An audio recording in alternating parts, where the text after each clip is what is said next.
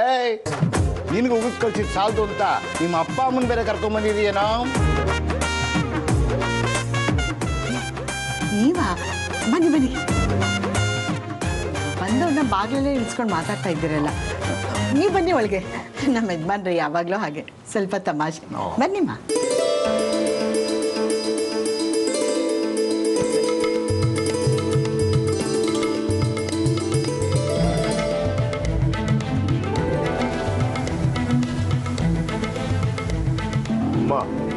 ವಿಷಯ ಎಲ್ಲ ಗೊತ್ತಾಯ್ತು. ನಿಮ್ಮ ಯಜಮಾನರು ಒಯ್ದಿದ್ದು ಗೊತ್ತಾಯ್ತು. ಆಯ್ರೆ ನಾನು ವಿಷಯ ಎಲ್ಲ ಹೇಳ್ಬಿಡ್ತೀನಿ.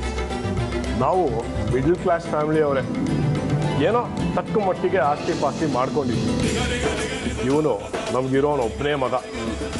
ಅವನು ಇಷ್ಟಪಟ್ಟಿರೋ ಹುಡುಗಿನ ನಮ್ಮ ಮಗಳ ಥರ ನೋಡ್ಕೋತೀವಿ.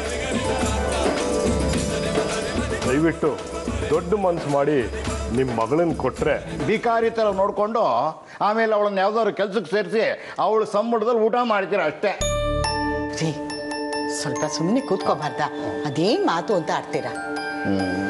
ನೀನು ಸ್ವಲ್ಪ ಸುಮ್ಮನೆ ನಿಂತ್ಕೊಳ್ಳೆ, ಕಾಲು ಮುರಿದು ಬಿಡ್ತೀನಿ ಅಷ್ಟೇ. ಓಕೆ ಕತ್ತೆ.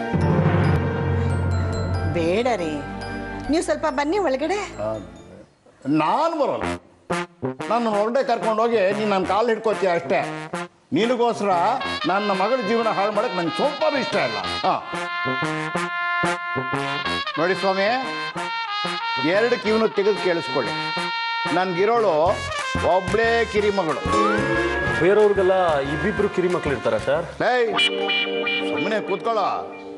ಅಧಿಕ ಪ್ರಸಂಗಿ ಅಂತಂದು ನೋಡಿ, ನಮ್ಮದು ರಾಯಲ್ ಫ್ಯಾಮಿಲಿ.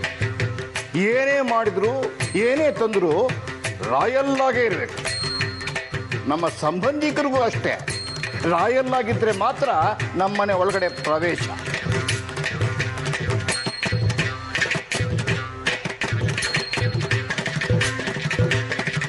ನಿಮ್ಮಂಥ ಥರ್ಡ್ ಕ್ಲಾಸ್ ಜನಗಳಿಗೆ ನಮ್ಮನೆ ಗೇಟ್ ಒಳಗಡೆ ಎಂಟ್ರಿನೇ ಇಲ್ಲ.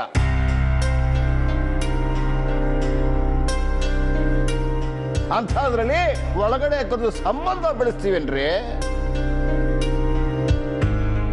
ಅಲ್ರಿ, ನಿಮಗೆ ಒಬ್ಬಳು ಮಗಳಿದ್ದು ಇಂಥ ಬಿಕಾರಿ ಒಬ್ಬ ಬಂದು ಮದುವೆ ಮಾಡಿಕೊಡಿ ಅಂತ ಕೇಳಿದ್ರೆ ಮಾಡ್ಕೊಡ್ತಿದ್ರ? ಹೇಳಿ.